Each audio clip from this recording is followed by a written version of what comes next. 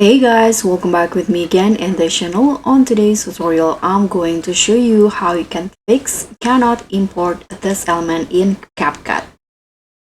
So if you want to import media from your library into CapCut, such as videos, photos, or maybe music, but you cannot do that and you'll find the error of cannot import the element.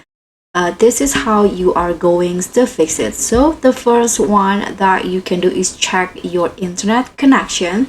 You can go to the internet or the Wi-Fi that you use and make sure that the signal is good and the Wi-Fi is working good, or the connection that you use is properly working.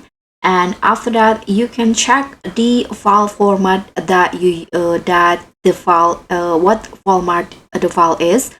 If it's not supported to CapCut because the file format is not accepted by CapCut, you can try to convert it to another format. For example, this is just an example. CapCut cannot allow any, for example, GPG format, so you can change it, for example, into PNG or any other images format that supported by CapCut. Okay, so the third one that you can do is you can try to restart your computer and see if the problem is fixed.